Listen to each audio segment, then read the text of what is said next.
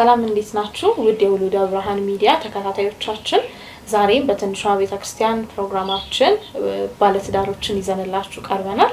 እንግዲህ ዛሬ የምንገኘው በትዳር ህይወታቸው ያስተምሩናል፣ ብዙ እንማርባቸዋለን ያልናቸውን ጥንዶች ይዘን ቀርበናል ማለት ነው። እንግዲህ ማናቸው ራሳቸውን ያስተዋውቁልናል። በመቀጠልም ከነሱ ጋር ጥሩ ቆይታ እናደርጋለን ማለት ነው። እንግዲህ እንኳን ደህና ቆያችሁኝ ማለት እፈልጋለሁ። አመሰግናለሁ። ያው እንግዲህ ዛሬ የመጣንበት ዓላማ ትንሿ ቤተክርስቲያን የሚለው ፕሮግራማችን ላይ በትዳር ህይወታቸው ያስተምራሉ፣ አራያ ለሰዎች ይሆናሉ ብለን የምናስባቸው ባለትዳሮች ጋር እየመጣን እንግዲህ ጥያቄዎችን ጠይቃለን፣ ከእናንተም ህይወት እንማራለንና እስቲ ራሳችሁን አስተዋውቁልን። ማን እንበል? እኔ ጥላይ አጎናፍር እባላለሁ። የውሉደ ብርሃን ሰንበት ትምህርት ቤት አባል ነኝ። 13ኛ ዙር ኩርሰኛ ነኝ። እንግዲህ ከረጅም ዓመት በፊት ጀምሮ እንደዛ ነው። እሺ፣ እናመሰግናለን። ራስዎትን አስተዋውቁልን። እኔ ዳያን ተስፋ እባላለሁ። በጎፋ መካነ ሕያዋን ቅዱስ ገብርኤል ቤተክርስቲያን ሰንበት ትምህርት ቤት እዛ ነው ያደግኩት። በእኔ ዘመን ኮርስ የለም። ቤተክርስቲያን የተወሰነ ስልጠና ተሰጥቶን ነበር እንጂ ኮርስ የሚባል ነገር አልነበረም። እሺ፣ እናመሰግናለን። ወይዘሮ ጥላይ እንግዲህ የሰንበት ትምህርት ቤት ህይወትሽ እንዴት ጀመረ? በሰንበት ትምህርት ቤት አገልግሎትሽስ እንዴት ነበር ሲሄድ የነበረው?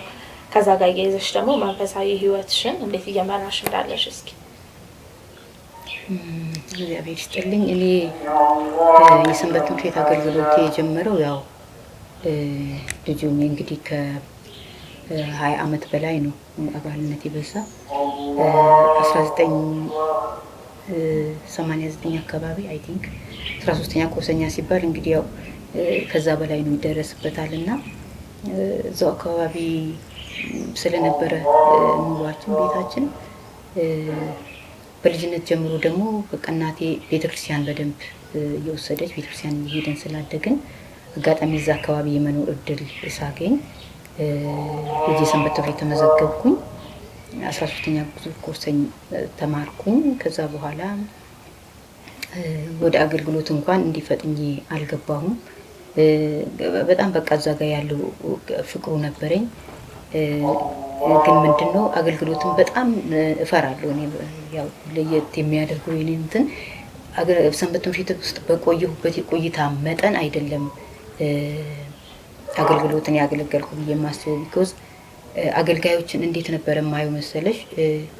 በቃ በጣም ለአገልጋዮች ክብርና ትልቅ አክብሮት ትልቅ እንትን አለኝና የሚመስለኝ የዛ ጊዜ ከእግዚአብሔር ጋር ተነጋግረው መጥተው ለሰዎች ወይ ለሰንበት ቤት ላሉ ሰዎች መልእክት መጥተው የሚያስተላልፉ ሰው እንደሆኑ ነው የሚገባኝና እኔ ያንን ነገር መድረስ አልችልም ብዬ ነው የማስበው።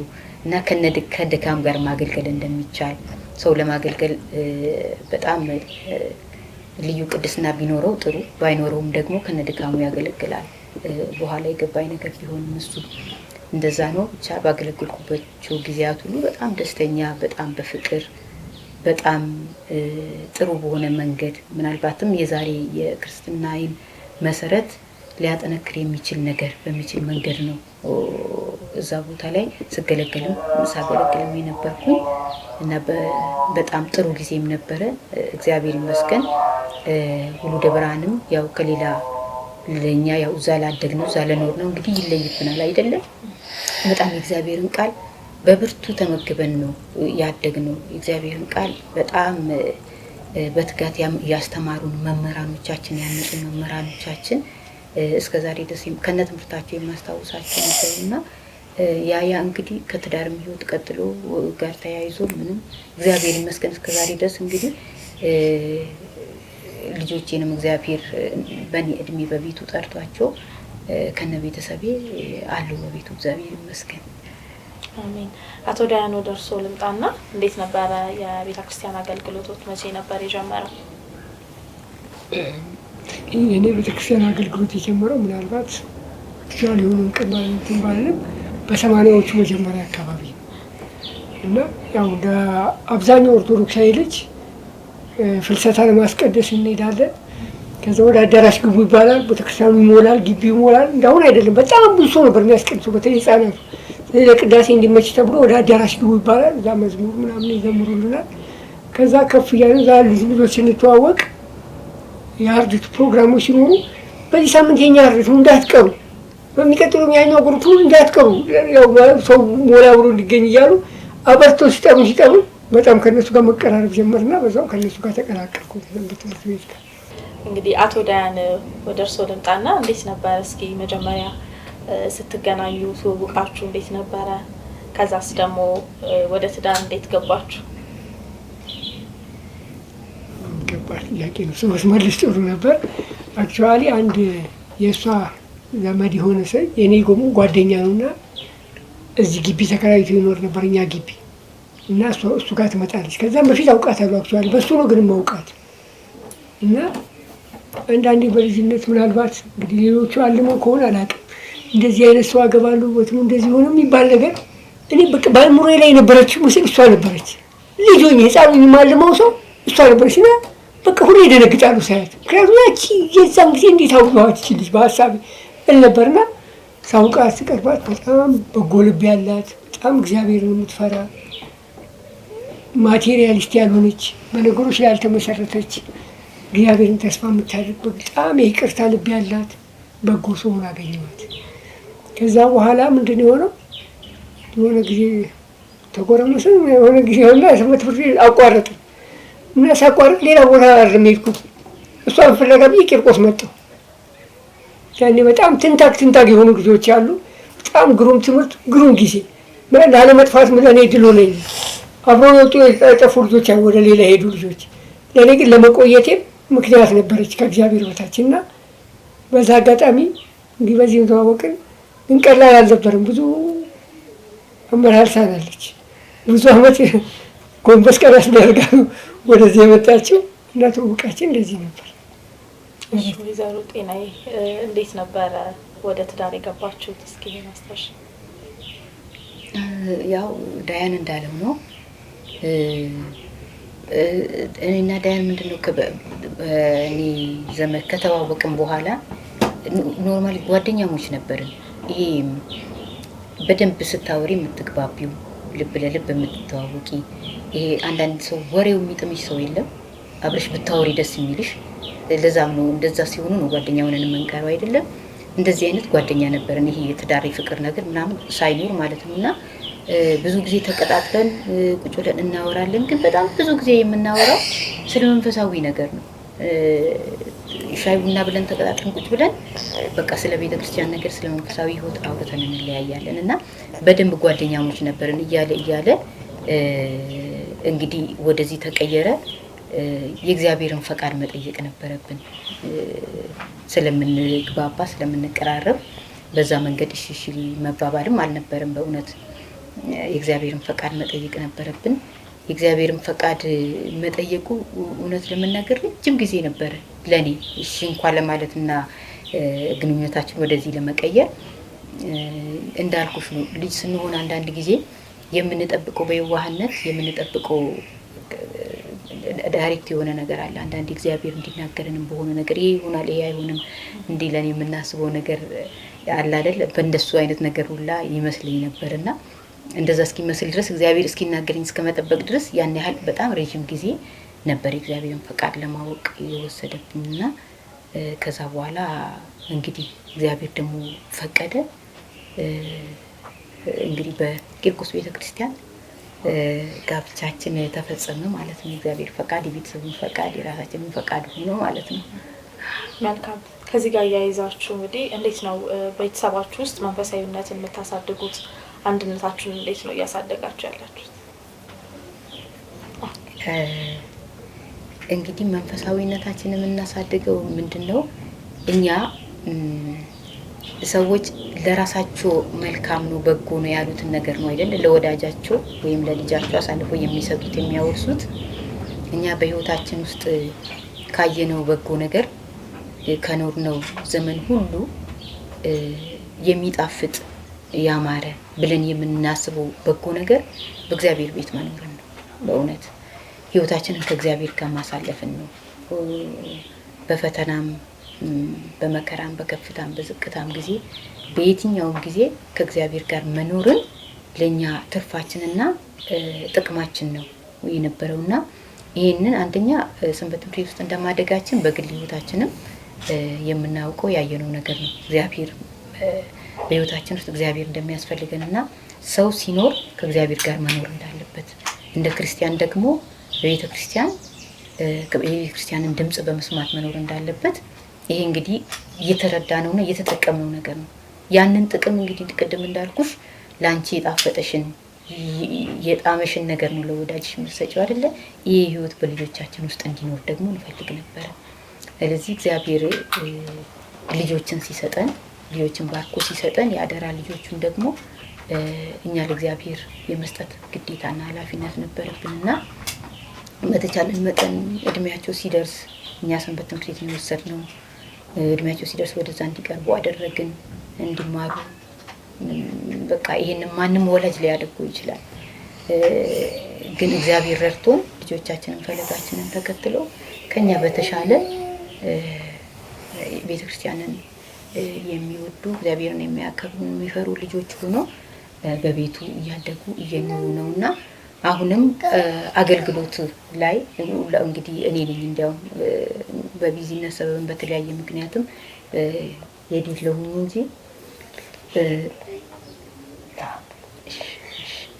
እሱ ምዕራፈ ወራዙት የሚባል ትልቅ ጉባኤ ያለ ገብርኤል ያገለግላል።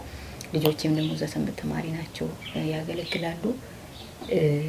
ያንን በቃ ሳግዝ በጣም ደስ እያለኝ ከቤት ማለት ነው ሆኜ የሚያስቀራቸው ነገር እንዳይኖር በምንም ጉዳይ እዛ ጋር እኔ እነሱ ሲያገለግሉ ከቤት ሳግዝ ያገለገልኩ ነው የሚመስለኝና በእንደዛ ነው እንግዲህ ተጋግዘን መንፈሳዊ ህይወትን እየመራን ያለነው። እሺ አቶ ዳያን ወደ እርስዎ ልምጣና ሃይማኖታዊ ግዴታችሁን ለመወጣት እንደ ቤተሰብ የምታደርጓቸው እንቅስቃሴዎች ምንድን ናቸው? በግልም እንደ ቤተሰብ እንደ ትዳርም ማለት ነው ሁለታችሁ። እንግዲህ ይሄ ሁለት ነገር አለ። አንደኛ ከመሰረት ጀምሮ እየተማርን የመጣናቸው ነገሮች አሉ። ሁለተኛ ወቅቱ ጊዜ የሚያመጣቸው ነገሮች አሉ። እኛ እንደ እሷም እንዳለችው ከዚህ በፊትም እንዳለው ለሰንበት ትምህርት ቤትም በቤተክርስቲያን በቅዳሴው እንግዲህ ምናምን ብዙ ጊዜ ስለምንኖር የሚሰጡን ወቅታዊ ነገሮች ይኖራሉ። እነዛ እንቀበላለን። ያደግንባቸው ነገሮች አሉ ማለት ያው እየተማርናቸው ያደግናቸው ነገሮች አሉ መንፈሳዊ ነገሮቻችን። እነሱ ላይ ደግሞ የመንፈሳዊ ግዴታ ኃላፊነት ግዴታ ነው እንደ ቃሉ ግዴታ ስለሆነ እነዛ ነገሮች ደግሞ በተረዳን መጠን እንደ አምላክ ቸርነት የምንችለው ድረስ እንሄዳለን። ግን ያው ከመሰረት ያለው ነገርና ሁለተኛ ጊዜ የሚያመጣው ማለት ወቅታዊ ነገሮች አሉ ቤተክርስቲያን የሚመጡ ይሄ መሆን አለበት ሲባል ከቤተክርስቲያን ሰዓት ከሰንበት ትምህርት ቤት ሰዓት ለሰንበት ትምህርት ቤቱ ሊሆን ይችላል፣ ለቤተክርስቲያን ሊሆን ይችላል። እንደ ሀገር ደግሞ ባለው ወቅታዊ ነገር ደግሞ መጸለይ ሊሆን ይችላል። ብቻ የታዘዝነውን ነገሮች ለማድረግ ያው ኃላፊነታችንን ግዴታችንን ወስደን ስለምናስብ እነሱም በትጋት ለማድረግ እንተጋለን እንደ እግዚአብሔር ቸርነት።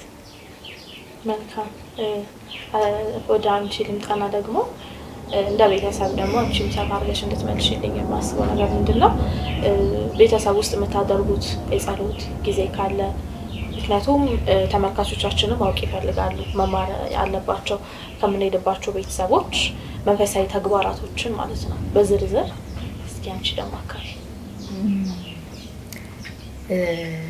ጥሩ አሁን ላይ ምንድነው አሁን የጸሎት ጊዜ የብዙ ነገር ሰዓታችን የሁላችንም የተለያየ ነው። በተለይ አሁን ላይ ልጆቻችን እሷ ሁለተኛዋ ልጃችን ናት፣ ታላቋ አለች። እነሱ አሁን ዩኒቨርሲቲ ነው ገብተዋል፣ ዩኒቨርሲቲ ነው የሚማሩ። እኛ ነን ቤት ውስጥ ያለነው። ይሄ የምንወጣበት የምንመለስበት ጊዜ እንዲህ አይነት ነገሮች ምቹ በማይሆኑበት ሰዓት ሁሉም የየራሱን የግል ጸሎት አድርጎ ይወጣል እና ማታ ስንሰባሰብ በተለይ በማዕድ ሰዓት ስንሰባሰብ አለ እንደሱ የጋራ ጊዜ ይኖረናል። በተቻለ መጠን አንድ ላይ ስንሆን ከስልክ ነገሮች ከተለያየ ነገሮች ነፃ ሆነን እነሱ በተለይ ቤተክርስቲያን ያጋጠማቸውን ነገር ሼር ያደርጉናል። በተለይ ትምህርት ደግሞ ከሆነ እሱ እዚህ በሳምንት ውስጥ የእግዚአብሔርን ቃል የሚማሩበት ማክሰኞ እነዚህ አርብ ጊዜዎች አሏቸውና እዛ የተማረው ትምህርት ሼር አድርገናል መጥቶ እኛም ደግሞ ያው በቢሮ አካባቢ ቁጭ ብዬ በዩቲዩብ አንዳንድ ነገሮችን ሳይ ይጠቅማል ያልኩትን ለቤተሰቤ የማረገኝን ነገር አምጥቼ አወራለሁ። እንዲህ ስናወራ በጋራ በህብረት ሞር ኦፍ በቃ ሼር የምንደራረገው ነገር ብዙ የምንማማርበትን ነገር ነው የምናወራው እና እንደዚህ ህብረታችንን ለማጠናከር ህብረታችንን የቤተሰብ ህብረትን ለመፍጠር ምንድነው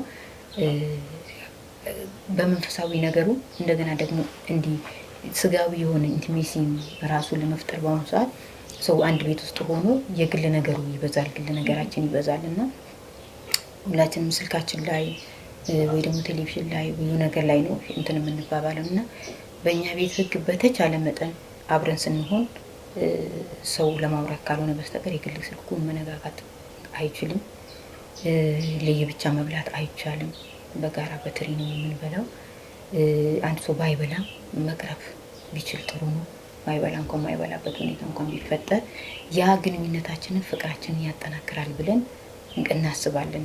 በተለይ ለትንሹ ደግሞ ስናደርግ የሚያየውን ነገር ነገ ያደርጋል ብለን ስለምናስብ እነሱም እንደዛ ነው የምናደርገው ነገር እንደሚያዩ ስለምናስብ በተቻለን መጠን እንደ እግዚአብሔር ፈቃድ እንዲህ ለማድረግ እንሞክራለን። መልካም። ቤተሰባዊ ህይወታችሁ በጣም ቆንጆ የሚያስቀና በእርግጠኝነት ተመልካቾቻችንን በደንብ የሚማሩበት ነው ብለን እናስባለን። መንፈሳዊ ስለሆነ ስለ ልጆች አስተዳደግ እናንሳና እስኪ እንግዲህ በዚህ በትዳር ህይወታችሁ ምን ያህል ጊዜ በትዳር ቆያችሁ? በዚህ የትዳር ቆይታችሁ ውስጥ ምን ያህል ልጆች አፈራችሁ?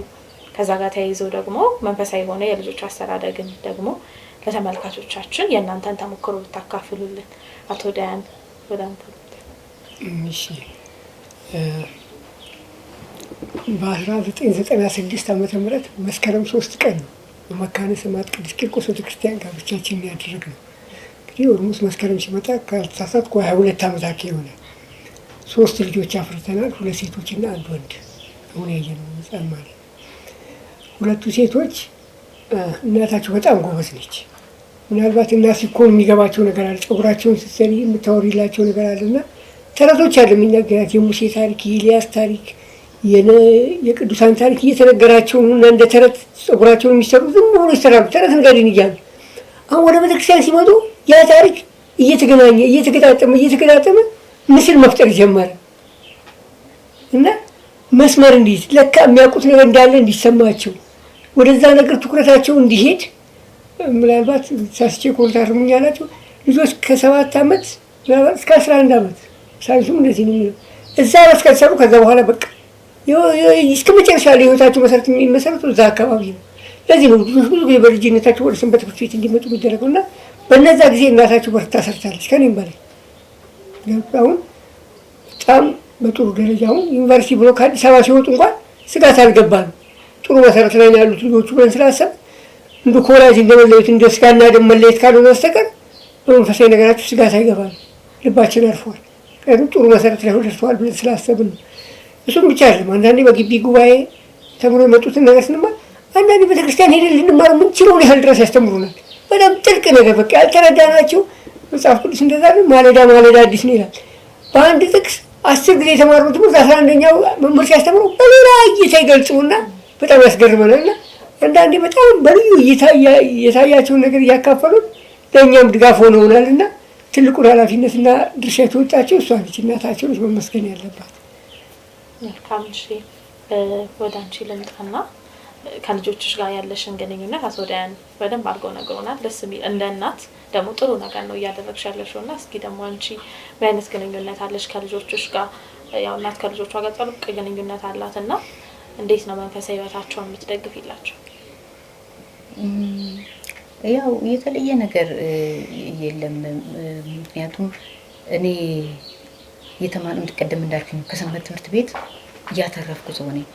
ሰንበት ትምህርት ቤት ከመቅደሱ አገልግሎት ቀጥሎ በእውነት ህይወትንም የኖርንባት ህይወትንም ያገኘንባት ቤት ናት። ወተንም መንፈሳዊ ስንሆን መቼም ስጋዊ ነገራችንም መንፈሳዊ ነገር ውስጥ ተቃኝቶ ነው አይደለም የሚሆነው እንጂ የተለየ ህይወት ከመንፈሳዊ ህይወት የተነጠለ ህይወት ብዙ ጊዜ ሊኖረን አይችልም ክርስቲያኖች ስለሆነ ያንን ነው በዛ መልኩ ነው እኔ በተረዳሁበት መጠን እንግዲህ በትንሹ መረዳቴ ነው በትንሹ መረዳቴ የሚችለውን አደርጋለሁ። በሚገባቸው እድሜ በገባኝ መጠን በሚገባቸው እድሜ የሚገባቸውን ነገር እየሰጠኋቸው እንትን እላለሁኝ። ግንኙነታችን ያው ሴቶችም እንደመሆናቸው እንደ ጓደኛ ነው የምንግባባው፣ እንደ ጓደኛ ነው የምንነጋገረውና በተለይ በመንፈሳዊ ነገር አሁን እያደጉ ሲመጡ ዳያን እንዳለው እያገዙን ነው የመጡ። በፊት እኔ እንግዲህ ጸጉር ስሰራቸው ተረት ቀይሬ የምነግራችሁ የሙሴ ታሪክ የምነግራችሁ የዮሴፍ ታሪክ የምነግራችሁ የቂርቆስ ታሪክ ምናምን ቤተ ክርስቲያን ይሄዱና ይሰማሉ። ደግሞ እውነቱን እዛ ጋር ያለውን ነገር ይሰሙና አንዳንድ ጊዜ በቃ አሁን ተረድቶ ልጅ ሆነን እኮ እንደዚህ ነበር የነገርሽን፣ ግን እኮ እንደዚህ ነው ይሄ ወተትንም አጥንቱንም አንዴ አይሰጥም አይደለም። በወተት እድሜ ወተት ወአጥንት እድሜ አጥንት አይደለም የሚሰጠው። ያንን መልሶ እኔን ክሪቲሳይዝ ያደርጉኛልና ሼር ያደርጉኛል። በጣም ብዙ ነገር እንነጋገራለን። እንዲህ በመንፈሳዊ በትምህርት ቤት ህይወታችሁ በዓለማዊ ህይወታችሁ ያለውን ነገር እንደ ጓደኛ ነው የምናወራ። ተቀራርበን እንደ ጓደኛ ነው የምናወራ። እንደ ጓደኛ ያማክሩኛል። እኔም ደግሞ ይሄ እንደ ዲክታተር እናት ሳይሆን እንደ ጓደኛ አድርጌ አቅርቤ ነው የማሳድጋቸውና ምክንያቱም ሼር ሲያደርጉ ነው ነገሮችን በደንብ ግልጽ ሆኖ ሲነግሩን ነው እኛም ከስተትም የምንመልሳቸው፣ ስተትም ከሆነ ከስተትም የምንመልሳቸው፣ መልካሙን ነገርም ደግሞ እንደገና የምንሰጣቸውና ቅርብ ያለ የጓደኛ ግንኙነት አለኝ ከልጆቼ ጋር። በጣም ቆንጆ፣ በጣም እናመሰግናለን። እንደ ቤተሰብ ያላችሁ ግንኙነት በዚህ እንዲቀጥል ደግሞ እንመኛለን ማለት ነው። ያው እንግዲህ ደግሞ ትዳር ውስጥ ምናልባት አለመግባባቶች ይፈጠራሉ፣ በሀሳብ አለመግባባት ይፈጠራል እና የሀሳብ ልዩነቶችን እንዴት ነው የምታስታርቁት እስቲ ትዳራችሁ ላይ? ኤግዛክትሊ ምንም ጥያቄ የለውም። ሰውና ሰው አይደለም አብረው የሚኖሩ መንፈሳዊ ሰዎች ነን እንጂ ሰዎች ነን። ግን ዞሮ እና እንደ ሰው በጣም ብዙ የሚያነጋግር የሚያጨቃጭቅ የማያግባባ ነገር ይኖራል። የክርስትና ጥቅሙ እንግዲህ እሱ ላይ ነው። የክርስትና ጥቅሙ ምንድነው? ስጋ በመራን ስጋ በገፋን መንገድ ሁላ አንሄድም። የከበዱንን ነገሮች ሁሉን ለሚችል አምላክ የምንሰጥበት ህይወት ነው ክርስትና። አቅማችንን የምንለካበት ነው። ሁልጊዜ ተስፋ ማንቆርጥበት ነው። ምክንያቱም የማያግባባ ነገር እንኳን በተፈጠረ ቁጥር እዛ ጋር አንድ መፍትሄ አለን እኛ። እግዚአብሔር መፍትሄያችን ነው። እግዚአብሔር ይፈታዋል ነገሩን። ስለዚህ እንዲሁም በባህሪ ደረጃ እንትን አሁን ዳያን ባልተግባባንበት ነገር እንኳን ተግባብተን በቃ አልተስማማንበትም ከዛ በኋላ ተቀብለን ነው እንጂ ይሄ ብዙ መጨቃጨቅ ብዙ መነጋገር እንደሱ አይነት ነገር የለም። ነገሮችንም በትዕግስት ታገስ ብለን ጊዜ ወስደን የመነጋገር ነገር አለን። በተለይ ልጆቻችን ፊት ምንም ነገር ነው የማንነጋገረው፣ ተነጋግረንም የማናውቀው። ይሄ መቼም ሁሉ ሰው ሊያደርግ የሚገባው ነገርም ነው። ይሄ ትርፍ ጽድቅም አይደለም፣ ቅድስናም አይደለም፣ መመጻደቅም አይደለም። ሁሉ ሰው ሊያደርገው ቢገባ ጥሩ ነው። ምናልባትም እዚህ ጋር ያለነው ጥቂት ነገር ጠብ የሚል ነገር ከኛ ለሰዎች ቢኖር ተብሎም ጭምር ነው አይደለ? አገልግሎቱን ከመደገፍም ባሻገር እኛ በቤታችን ስንነጋገር ልጆቻችን ሰምተውን አያውቁም እና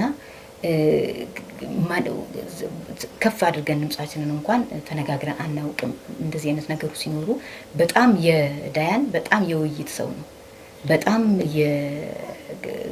በጠረጴዛ ዙሪያ ነገሮችን አምጥተን መፍታት የምንችልበት እንትን ያለው ባህሪ ያለው ሰው ነውና እኔ ነኝ እንዳውም ትንሽ ወተም ሆኖ ከዛ በኋላ እናመጣለን ይፈታል። የማይፈታውን ነገር ወደ እግዚአብሔር እንወስዳለን። የከበደ ነገርም ደግሞ እንደ እግዚአብሔር ፈቃድ ገጥሞን አያውቅም። የከበደ ነገር ገጥሞን አያውቅም። ቢገጥም በእግዚአብሔር በኩል መፍትሄ ያገኛል። አቶ ዳያን ወደ እርስዎ ልምጣና እንግዲህ በትዳር ህይወታችሁ ውስጥ በዚህ ሁላ ጊዜ ውስጥ ስትቆዩ የቤተሰብ ራዕያችሁ ምንድነው? ወደፊት በመንፈሳዊ ህይወታችሁ እናንተም ልጆቻችሁ ለቀጣይ አመታቶች ምን አይነት ነገር አስቀምጣችሁ እየሰራችሁ ነው በመንፈሳዊ ህይወታችሁ ዙሪያ? እስኪ ይሄንን መልሱልኝ። እንግዲህ እኛ እንደማንኛውም አብዛኛው ኦርቶዶክሳዊ ያው በስጋው ደሙ ታትሞ ይሄ ለኔና ለሷ ብቻ ነው እንደ ቤተሰብ ምናልባት ከርዕስ ወጥቼ ከሆነ አላውቅም። ከቅድሙ ጥያቄ ጋር ወደኋላ ከተመለስኩ እንዳረብሸው ይቅርታ ታደርግልኛለች። አንዳንዴ በእኛ ቤት ምን አለ አንዱ መሸከም። ለምሳሌ አንዱ ፈተና ጊዜ ሌሎቹ በጣም ጋር መጸለይ። አሁን ፈተና ያልኩት በአጋጣሚ ተማሪዎች ስላሉ በእሷ በስራ ቦታ በእኔ ህይወት አንድ ሲሆን ሌሎቹ በትጋት ይጸልያሉ። ይሄ አንድነቱ ነገር ላይ እና ያ ብዙ ነገር መርቶ ሆኖናል። ሌላ እንዳልሽው እንደ ማንኛውም ኦርቶዶክሳዊ እኛም በስጋው ደሙ ታትመን የቤተክርስቲያን አገልግሎት በምድር ብቻ የሚያበቃ አይደለም። በሰማይም ቅዱሳን ቅዱስ ቅዱስ ብለው ይላሉ፣ ነጭ ለብሰው ይላል እና እዛ ህብረታዊ እንድንቀላቀልበትን እንደተማርነው ህይወት ወደዛ ደረጃ ለመድረስ ራሳችንን እናሳድጋለን። እኛ ብቻ አይደለም ልጆቻችንም እኛ ባለፍንበት መንገድ እንዲሄዱ አሁን መንገድ እንመራለን፣ በግል እንጸልያለን። እግዚአብሔር ልጆቻቸውን የልጅ ልጆቻቸው ሁሉ አንድ ሰው ከቤቱ እንዳይጎድል እኔ እንደዚህ ብዬ ነው የምጸልየው። ስለ ትዳራቸው አሉ ስለ ልጆቻቸው አንዱ እንኳን ከቤት አይጉደል እየጸልያሉ እና አንዳንዴ አለፈ ብዬ ከሆነ ይቅርታ እና እንደዚህ ድረስ ነው ራዩ። በቃ ልጆቻችን ሁሉ እዛ ጋር ሁሉ ማየት በቃ እዚህ ጋር እንደሆን ነው በሰማይም አብረን እንድንኖር። በእርግጥ በሰማይ ትዳር ስላለ አይደለም ግን በቃ ምድር እንደኖሩ በሰማይም በእግዚአብሔር መንግስት እንድንኖር እንደዛ ነው። ጥልቁ ነገራችን በቃ በብርታት በዛ ደረጃ ማለፍ ያለበት መንገድ አንዱ ነው። በቃ መጽሐፍ ቅዱስም የቤተክርስቲያን ትምህርትም ብላክ ኤንድ ዋይት አድርጎ ያስቀመጠው ነገር ነው። ስጋውን ያልበላ ደሙን ያልጠጣ የዘላለም ሕይወት የለውም። የሁሉ አገልግሎት ከልጅነት ጀምሮ ጊዜ ስለተረፈ መሄጃ ስላጣን አይደለም የመጣ ነው። በዛ መንገድ እዛ ጋር ለመድረስ ነው መንገዱን የያዘው። ስለዚህ እዛ መንገድ ጋር ለመድረስ መንገዱ ይሄ ነው፣ አንደኛው መንገድ ይሄ ነው። ስለዚህ ይሄን መንገድ መከተል፣ በዚህ መንገድ ማለፍ እዛ ጋር ለመድረስ መንገዳችን ነው ብለን ስለምናምን በርተን እንተጋለን። እግዚአብሔር ይረዳናል፣ ደግሞ ይሆናል። መልካም። ቤታችሁ ውስጥ በልዩነት የምትዘክሩት ጻድቅ ወይም ደግሞ ቅዱስ ካለ እንዲሁም ደግሞ ከዛ ጻድቅ ቅዱስ ጋር ያላችሁን ግንኙነት እስኪ ንገሩ። ወደ አንቺ ልምጣ። ቤታችን አሁን እንዘክራለን። የምንዘክራት እመቤታችን ናት። በኪዳነ ምሕረት እንዘክራለን። ድሮ እኔ ልጅ ሆኜ የሆነ ቤተክርስቲያን ዝም ብለን በምንሄድበት ሰዓት ፍስለታ እየሄድን አንድ ጊዜ ማህበር ይኖረን አለን። ማህበር የልጅነት ዝም ብሎ ትንሽ ልጆች ሆነን እና ማህበሩ ምንድነው በየቀኑ የሚደረግ ማህበር ነው፣ ፍልሰታ እስክታልቅ ድረስ ማለት ነው። ስለዚህ ቀን ምረጡ ተባለ። ቀን ምረጡ ስንባል እኔ በ16 ነው ማህበር ያልኩኝ፣ በቃ በኪዳነ ምሕረት በራሷ። ከዛ በኋላ አፌ ላይ መቶ ነሐሴ 16 አልኩኝ። የመጨረሻ ጸበል ጻድቅ ማመጣው እኔ ሆንኩኝ ለእናቴ ነግሬ። ከዛ እንደዛ ሆነ። ከዛ ጊዜ ጀምሮ የሆነ ነገር ዝም ብሎ ውስጤ አለ፣ በኪዳነ ምሕረት ቀን የሚለው ነገር ማለት ነው። እና ሳድግ በቃ ትልቅ ሰው ሲሆን ትዳር ሲኖረኝ ኪዳነ ምሕረት ነው የምዘክረው ምናምን ብዬ ውስጤ ዝም ብዬ አስብ ነበር። እንደ እግዚአብሔር ፈቃድ ሆኖ የመጀመሪያ ልጄን የወለድኳት ነሐሴ 16 ነው፣ የኪዳነ ምሕረት ዕለት ማለት ነው። ስለዚህ ይሄ በጣም በቂ የሆነ እንትን ነበረ ለኔ ለመዘከር። በየአመቱ ያንን እንዘክራለን። ከሷ ጋር ያለን ቁርኝነት ጥሩ ነው። ልጃችን ትንሹ ሕፃን እሱም በማርያም ቀን የተወለደውና የእመቤታችን ዝክር ነው። በቃ በእኛ ቤት በዛ ምክንያት የምንዘክረው። ቆንጆ። እሺ የመጨረሻ ጥያቄን ጠይቃለሁኝ። እንግዲህ እናንተ በትዳር ወደ 22 አመት ቆይታችኋል። ብዙ ልምድ አላችሁ፣ ብዙ ነገር አሳልፋችኋል፣ ልጆች ወልዳችኋል። አሁን ደግሞ ራሳቸውን ወደ ትዳር ለማስገባት እየተዘጋጁ ያሉ ወጣቶች አሉ፣ ኦርቶዶክሳውያን ወጣቶች ማለት ነው። ምን ትመክሯቸዋላችሁ? ምክንያቱም ወደ ትዳር ሲመጡ ራሳቸውን እንዴት ማዘጋጀት እንዳለባቸው እንዲያውቁ፣ ምን ሊገጥማቸው እንደሚችል፣ እንዴት መፍታት እንዳለባቸው ከእናንተ መማር ይችላሉና ምን ማስተላለፍ ትፈልጋላችሁ? አቶ ዳያን መጀመሪያ ይንገሩ። እኔ አንድ ነገር ብቻ ነው ማለት በሁለት እጃችን መያዝ የለብንም። ትዳር ምን ከሆነ ቤተሰብ ይሆናል፣ ክብር ይሆናል፣ ስልጣን ይሆናል፣ ማዕረግ ይሆናል፣ ምን ታዋቂነት ይሆናል። በሁለት እጃችን ሁለቱን ለመያዝ ባልሞክር አንዱን ጥለን ትዳሩ መያዝ ያለብን። ሁለቱን ነገር ስንይዝ ብዙ አደጋ ይፈጠራል፣ ብዙ መሳሳብ ይኖራል። ወደ ተቃራኒ የሚሳሳብ ሰው ውጤታም ነገር አይኖረውም። ምክንያቱም ምናልባት እንደ መጀመሪያዎቹ ዓመታት ከባድ ሲሆኑ ትዳር ከባድ ነው የሚሆኑ። ስለዚህ በተቻለ መጠን መልቀቅ ያለብንን ነገር እንልቀቅና ትዳሩን እንያዝ። ሌላ በእግዚአብሔር እንታመን። በደሞዛችን ልክ በባንክ አካውንታችን ልክ የእግዚአብሔርን አቅም መገመት ከባድ ነው። የእግዚአብሔር ፍቃድ ከሆነ እግዚአብሔር አቅም አለው። ዓለምን እየመገበ እኛን አይተውም እና የእግዚአብሔር ፍቃድ ከሆነ እንዲህ በደሞዛችን ልክ ወይ በባንክ አካውንታችን ልክ የእግዚአብሔርን አቅም መገመት አይቻልም እና እግዚአብሔር ይችላል፣ ያሳልፋል። ምንም ነገር ይሁን ከትንሽም ይሁን ከዜሮም ይሁን መነሳት ይቻላል። ምክንያቱም እግዚአብሔር ለብዙ ሰዎች አድርጎት አይተናል። ምክንያቱም የእግዚአብሔር አቅም የእግዚአብሔር ነው፣ የሰው አይደለም። እንደሱ ባለጸጋ ስለሆነ አቅማችንን በሱ ልክ ልናወዳደር አይገባምና ነገሮቻችንን ትዳሮቻችንን በአቅማችን ልክ ማቴሪያል ቁሳዊ በሆኑ ነገሮች ልክ ባንለካ መኪና ስላለው ቤት ስላላት እንትን ስላለው እንትን ስላላ ደሞዙ ይሄን ያስለው እንደዚህ አይነት ነገሮችን ብንተው ከቤተሰብ ጋር ያለን ነገር መተው ሲባል ያው መካድ አይደለም መቼም ያው ግልጽ ስለሆነ ብዬ ነው።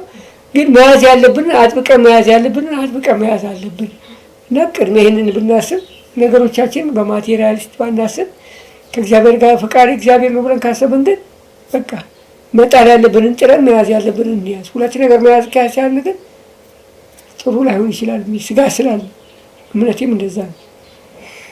እሺ ወደ አንቺ ልምጣና ምን ታስተላልፊያለሽ ለወጣቶች አሁን ወደ ትዳር ለሚገቡ? ኦኬ እሺ ትዳር እንግዲህ በተለይ በክርስትና ትዳር የጸና ትዳር አሁን ጥሩ ትዳር የራሳችንን ህይወት የምናሳድግበት ወይ ደግሞ ራሳችን ተደስተን ተመቻችተን የምንኖርበት ህይወት ብቻ አይደለም። ጥሩ ትዳር ጥሩ መንፈሳዊነት ደግሞ ማለት ጥሩ ክርስትና ጥሩ ህዝብ መሆኑ ለቤተ ክርስቲያን ጥሩ አገልጋይ መሆኑ ጥሩ ልጅ መሆኑ ለእግዚአብሔር። ስለዚህ ጥንቃቄ ይፈልጋል በእውነት እኛን ምናልባት እግዚአብሔር ረድቶን በልጅነታችን በትንሹ እውቀታችን በትንሹ ነገራችን ተጋብተን ሰምሮልን እዚህ ደርሰናል። ግን ትዳር የራሱ የሆነ የአእምሮ ብቃት ይፈልጋል። ሳይኮሎጂካሊ ሰው መብቃት አለበት ትዳር ለመያዝ። በጣም ደግሞ ደጋግሞ መታሰብ ይኖርበታል። የትዳር አጋራችን ወይ ደግሞ የትዳር ጓደኛ ምርጫችን ላይ የምንወስዱ ጥንቃቄዎች በደንብ መኖር አለባቸው። ይሄ ሰው ከዚህ ሰው ጋር እኖራለሁ እሻገራለሁ ነገውን በቃ ነገውን መጪውን ነገር አሻግሮ ማየት በመንፈሳዊ ሕይወት እግዚአብሔር ሰው ሁሉ ነገር ኖሮት የእግዚአብሔር ነገር ከሌለው ግን ምንም የለውም አይደለ? ባዶ ነው አይደለ? ስለዚህ በክርስትናችን ላይ ፈተና ሊሆንብን የሚችለው ነገር ካለ ዛዛ ላይ ጥንቃቄ ማድረግ ከሁሉ በላይ አስቀድመን ነገራችን ለእግዚአብሔር መስጠት በጣም ያስፈልጋል። ትዳር ስንይዝ ትዳር በፍቅር ብቻ አይገነባም። ትዳር በገንዘብ ብቻም አይገነባም። ትዳርን የሚሰጥ እግዚአብሔር ነው። ትዳርን የሚያቆይም የሚያኖርም እግዚአብሔር ነው። የማንክደው ነገር ትዳር ውስጥ በደንብ ብዙ ፈተና አለ በጣም አሁን ትዳር ላይ የሌሉ የትዳር መግቢያ ላይ ወይ ደግሞ ጓደኝነት ላይ ያሉ ወይ ትዳር ያላሰቡ ሰዎች ሊገባቸው የማይችል አሁን ብንነግራቸው ካልነካውት አይገባኝም የሚሉት በጣም ብዙ ፈተና አለ ትዳር ላይ። በተለይ እርሊ መጀመሪያ አካባቢ ላይ ፈተናዎች አሉና እነዛን ፈተናዎች ለመቋቋም ምን ያህል እኔ ብቁ ነኝ በመንፈሳዊ የሚሆን በአስተሳሰብም በስጋዊ የሚሆን ምን ያህል ብቁ ነኝ የሚለውን ነገር በደንብ ራስን መፈተሽ ያስፈልጋል። ሞር ደግሞ መጸለይ ያስፈልጋል። እግዚአብሔርን በዚህ ጊዜ እኔ ትዳር ይዘንድ በትክክል መልካም ነው ወይ እከሌ ደግሞ የትዳር አጋሪ እንዲሆን ያንተ ፈቃድ ነው ወይ የሚለውን የሆነ ጥድ ይዘን ሳይሆን ያን የወደድነውን ሰው ላለመተው የፈለግነውን ሰው ላለመተው ይዘን ሳይሆን በቃ ኒውትራል ሆነን መሀል ላይ ሆነን እግዚአብሔርን ፈቃድ መጠየቅ መልካም ነው። እግዚአብሔር ያጸናው እግዚአብሔር የመረጠው እግዚአብሔር የመሰረተው ትዳር በየትኛውም ፈተና ውስጥ ያው ይኖራል፣ ተንገታቶም ይኖራል ማለት ነው። ፍሬውም ደግሞ መልካም ይሆናል። እንደዛ ነው የምለው። እግዚአብሔርን ፈቃድ ጠይቀውበት ደግሞ ብቃት የራስን ጥንካሬም ደግሞ እዛ ውስጥ መገንባት ያስፈልጋል። እናመሰግናለን። በእርግጠኝነት ይቅርታ ያለልኳት ነው። አንዳንድ ጊዜ ለትዳር የተዘጋጁ ሰዎች የሚያዩዋቸው ሰዎች አሉ፣ እንደ ሞዴል የሚወስዷቸው። ልጆቻችን በርከት አድርገን ይዘን ቤተክርስቲያን ስንሄድ አብረን ቆመን ስናስቀድስ ሁሌ ትዳር እንደዚህ የሚመስላቸው ሰዎች አሉ፣ ውጭ ሆኖ ሲያስቡት። ሲገባ ግን እንደዚህ አይደለም። ውጭ የምንሆነው ነገር አይደለም እኛ ጋር የሚሆነው። የተሻለም ሊሆን ይችላል፣ መጥፎም ሊሆን ይችላል። ግን ሁሉ ብዙ ሰዎች ሞዴል የሚያደርጉት በቤተክርስቲያን እንደተጋባ ሰው ቤተክርስቲያን ያለውን ሰው ሞዴል ያደርጋሉ። መጥፎ ነው እያልኩ አይደለም፣ ጥሩ ነው። ግን ሁሌ እንደዛ አድርገን የምንጠብቅ ከሆነ ልንጎዳ እንችላለን። ከባድ ነገሮች አሉ፣ ቻሌንጅ አሉ። በጓደኝነት ጊዜ በሳምንት አንድ ቀን ወይ በ15 ቀን አንድ ቀን ስለማገኝሽ በጣም ተጠንቅቄ እሷን በጣም ተጠንቅቄ በምትፈልግ ሁኔታ ላገኛት እችላለሁ፣ ትክክለኛ ማንነት የሌለኝ ሰው ከሆንኩኝ። ግን በትዳር ከሆን በኋላ ግን በ15 ቀን አንድ ቀን ነው አብረን የምንቀመጠው፣ ሁል ጊዜ አብረን ነው የምንቀመጠው እና እንደዛ ነው። በዛን ጊዜ ያለውን ነገር ብቻ ሁሌ ቀጥላ ብለን መጠበቅ የለብንም። የጓደኝነት ጊዜ ያለው ነገር በትዳር ሁሌ እንደዛ ኮንስኪቲቭ ሆኖ ሊቀጥል አይችልም። የምናያቸው ሞዴል የምናደርጋቸው ሰዎች ጎረቤቶቻቸው ሁሌ የሚደባደቡ ሰዎች ካሉ ትዳር ሁሉ ተደባዳቢ አይደለም። ሁሌ የሚያስቀድሱ ሰዎች፣ ሁሌ የሚቆሙ ሰዎች ስላሉ ትዳር ሁሉ ሰው አስቀዳሽ፣ ሁሉ ሰው ቆራቢ አይደለም እና ሞዴል የምናደርጋቸውን ሰዎች ብንጠነቀቅ፣ ኔጌቲቭንም ኤክስትሪም ኔጌቲቭ ጋር ከወሰድነው ፖዚቲቭንም በጣም አግንነን ከወሰድነው መሀል ላይ እኛ ጋር የሆነው ነገር ሊጎዳን ይችላል እና እንደዚህ አይነት ነገሮችን ማመዛዘን ስናነጻጽር በንጽጽር ባናደርገው ትዳር እንደተባለው ግን ፈተናዎች አሉ። አልጋ በአልጋ አይደለም፣ ምንም ነገር አልጋ በአልጋ አይደለም። በምድር እስካለ ድረስ ምንም ነገር አልጋ በአልጋ አይደለም እና ራስን ማዘጋጀት ራስን ማብቃት ያስፈልጋል። ስለዚህ ራሳቸው እንዲያዘጋጁ ነው ማለት ነው። አመሰግናለሁ። እኛም እናመሰግናለን። በእርግጠኝነት እንግዲህ አሁን ከተናገራችሁት ነገር ትዳር ሁል ጊዜ አለመግባባቶች ላይፈጠሩበት አይችልም፣ ይፈጠራል። ግን በኦርቶዶክሳዊ እምነትን በተከተለ ስርዓትን በተከተለ መልኩ ማስተካከል እንደሚችሉ መማር ይችላሉ ማለት ነው። እሺ ልጃችሁን ልተዋወቅና ስምሽን ማን ልበል? አኮቴት ዳን ይባላል። እሺ አኮቴት በሰንበት ትምህርት ቤት አገልግሎት ላይ ነው ያለሽ? አዎ። የት ነው የምታገለግዪው? የጎፋ መካነ ቅዱስ ገብርኤል ካቴድራል ቤተክርስቲያን ሰንበት ትምህርት ቤት አገለግላለሁ። በአብነት ደግሞ ጎን ለጎን እማራለሁ። አብነት ትማሪያለሽ? በጣም ቆንጆ ትምህርት። ዓለማዊ ትምህርት ዓለማዊ ትምህርት በዚህ ዓመት ጅማ ዩኒቨርሲቲ ተማሪ ነኝ። በዚህ ዓመት በጣም ጥሩ። እሺ ለቤተሰቦችሽ ለእናትና ለአባትሽ ያለሽን ፍቅር፣ ምስጋና እዚህ እንድትገልጪልን ደግሞ ደስ ይላል። እሺ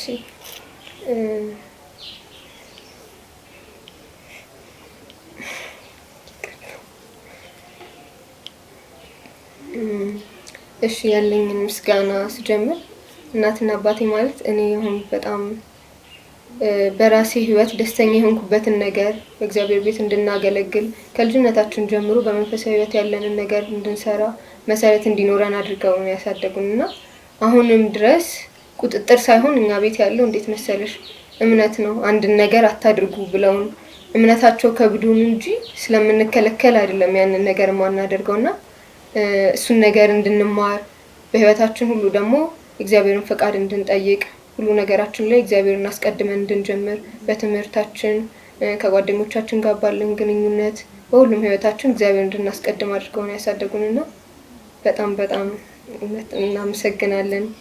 እኛ የምንለው የለንም። እግዚአብሔር በእድሜ በጤና ይጠብቅልን። በጣም የምንወዳችሁ ሁሌ እላችኋለሁ። ድጋሚ ቤተሰብ የመምረጥ እድል ቢኖረኝ እናሱን ነበር የምመርጠው እና በጣም በጣም እናመሰግናለን። እግዚአብሔር ያክብርልን። እግዚአብሔር ይስጣችሁ። ደስ ይላል በጣም በልጆች እንደዚህ አይነት ፍቅር ሲገለጽልን ጥሩ ስሜት ይፈጥራል። ምን ያህል ዋጋ እንደከፈላችሁ ብዙ ነገሮችን እንዳለፋችሁ ያሳዩናል። ትልቅ ኃላፊነታችሁንም እንደተወጣችሁ እያየን ነውና እስቲ ደግሞ እርስ በራሳችሁ ፍቅርና ምስጋናን ተገላለጹ። አቶ ዳያን ወይዘሮ ጥላይ ምን አይነት ሚስት ናት? ምስጋናህንም በዛው ግለጽ። እሷ ቢጀመር ጥሩ ነበር። ለማንኛውም ጥላይ ማለት በጣም በጎ ልብ ያላት እግዚአብሔርን የምትፈራ ለበጎ ነገር የምትተጋ በነገሮቿም በችግሮቿም በበጎ ነገሮቿ ሁሉ እግዚአብሔር ከፊቷ እንዲሆን የምትፈልግ ምስጋናን ሁሉ ለእግዚአብሔር የምትሰጥ በጎ ሚስት ነች። አሁን ማመስገን ስትይ ፊደሎች ሁሉ አቅም አነሰብኝ። እንዴት ነው? በጣም አመሰግንሻለሁ፣ በጣም እወድሻለሁ። መቼም በሰማይ ትዳር የለም እንጂ በሰማይ እንኳን ትዳር ቢሆን ምርጫ እሷ ነበረች። በጣም በጎ ልብ ያላት ሴት ነች እና ከብዙ ሰዎች ከብዙ በጎ ልብ ሰዎች ከፊት እንጂ ከኋላ ልትሆን የምትችል ሰው አይደለችም። እኔ እንደዚህና ቃላቶች አንሱብኝ ነው። አመሰግናለሁ። እወድሻለሁ የእኔ እመቤት። ወይዘሮ ጥላይ እስቲ አንቺም ለባለቤትሽ ምን አይነት ባል ነው? ምስጋናሽንም ፍቅርሽንም ግለጽላት። ከዛ በፊት ግን እንደው ሰዎች ቢማሩ ቢያውቁ ብዬ የማስበውን በትዳር አንድ ነገር በእኔና በሱ ጉዳይ ላይ እኛ 22 ዓመት ኦልሞስት እንግዲህ ሊሞላን ነው። በዚህ ጊዜ ውስጥ እንዳልኩሽ በጋራ የከበዱ ፈተናዎች በእኛ ቤት ውስጥ የተፈጠሩ ፈተናዎች አሉ። ምናልባትም በቃ ሊለያይ የሚችል ሊደርስ የሚችል ትልልቅ ፈተናዎች የተፈጠሩብን ጉዳዮች አሉና እግዚአብሔር በጣም ከባባድ ትልልቅ ነገሮችን አሳልፎናል እና ስለዚህ ነገር በጣም እግዚአብሔርን በሰው ሁሉ ፊት ልናመሰግነው እወዳለሁ። ከዛ በላይ ምንድነው አሁን የት በትዳርና እኛ ሰዎች እንደው ቢያደርጉት ብዬ የማስበው በእንደዚህ አይነት ሁኔታ በእንደዚህ አይነት ፍቅር ጥሩ ፍቅር ያለው ቤተሰብ እንደዚህ እንድንኖር ያደረገን ምንድነው ከእግዚአብሔር ቃል ቀጥሎ የምንወስደው ከእግዚአብሔር የተማርነው ነገር መከባበር አለ። እኛ ቤት በጣም መከባበር አለ። ዳያን በጣም እንደ ባለቤቱ ሳይሆን እንደ ሚስቱ አሁን ሚስትና ባል ስትሆን ምናምን ለቀቅ እንልና ምናምን የሆነ ነገር ስታደርጊ እንኳን እንዲህ አመሰግናለሁ አትባባይም አይደል? እንደሱ አይነት ነገር አይኖርም አብሮ ለሚኖር ሰው ምናምን። አንድ ነገር ሳደርግ ምንም ነገር ላድርግ ያን ውሃ የሚጠጣ ውሃ ካቀበልኩት አመሰግናለሁ ሳይለኝ አያልፍም። ይሄ በጣም መከባበር አለ።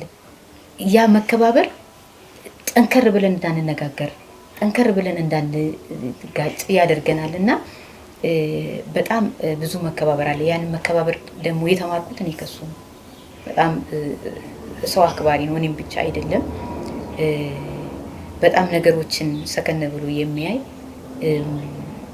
ትዳር ብዙ ትዕግስት ብዙ ልብ እንደሚፈልግ የሚያውቅ በብዙ ትዕግስት የሚያልፍ ምንም አይነት ጭቅጭቅ የማይወድ ጭቅጭቅ ከሚፈጠር እኛ እዚህ ቤት ውስጥ ምንም ነገር ከምንጨቃጨቅ የሆነ ቤቱ ቢቃጠል የሚመርጥ ሰው ነው። ምንም ጭቅጭቅ መነሳት አይቻልም። በቃ እሱን አልፈሽ መጨቃጨቅ አትችይም። ያን እንዲሆን ያደረገ እግዚአብሔርም እንግዲህ በሰጠው ነገር እሱ ነው። በጣም ታጋሽ ጥሩ ልብ ያለው እግዚአብሔር የሰጠኝ የልጆቼ አባት ባለቤቴ ነው። በጣም አመሰግናለሁ አባቢ። እግዚአብሔር ረጅም እድሜ ከጤና ጋር ይስጥልን። ይሄንን ነው የምለው። ትልቅ ፍቅር ትልቅ አክብሮት አለኝ። በጣም ቆንጆ። እሺ እናመሰግናለን።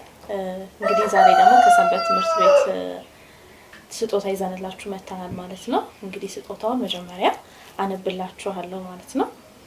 የቤታችሁ ራስ እግዚአብሔር ይሁን፣ ማዕረጋችሁ፣ ወጋችሁ፣ ክብራችሁ እርሱ ይሁን። ከብዙ ገንዘብ ከተሟላ ንብረት ከሁሉ እግዚአብሔር ይሻላል። ሌላ ሁሉ የመልካም ነገር ምንጭ ከሆነው ከብርሃናት ጌታ ከእግዚአብሔር የሚመጣ ነው። በትዳር ዘመናችሁ ሁሉ ቤታችሁ የሰላም፣ የፍቅር፣ የበረከት እንዲሆንላችሁ እንመኛለን እንጸልያለንም። ለነገ ህብረታችሁ መንፈስና የህሊና ቁርጠኝነታችሁ በእርግጥ እግዚአብሔር እንደሚያስፈልጋችሁ እንነግራችኋለን። በቤታችሁ እግዚአብሔር ካለ ሰላም አለ፣ እረፍት አለ፣ ሁሉም አለ። ከመላው ሰንበት ትምህርት ቤቱ አባላት ሁሉ መልካሙን እንመኝላችኋለን። እግዚአብሔር ደግሞ መልካሙን ነገር ይሰጣችኋል። ከመካነ ሰማዕት ቅዱስ ቂርቆስ ቤተክርስቲያን ውሉደ ብርሃን ሰንበት ትምህርት ቤት በጋብቻ ቀን ከሚተላለፍ መልእክት የተወሰደ እንግዲህ ይህንን መልእክት አስተላልፈናል ማለት ነው። በሰንበት ትምህርት ቤቱ ስም እንግዲህ ይህንን ስጦታ ለእናንተ ይዘን መጥተናል።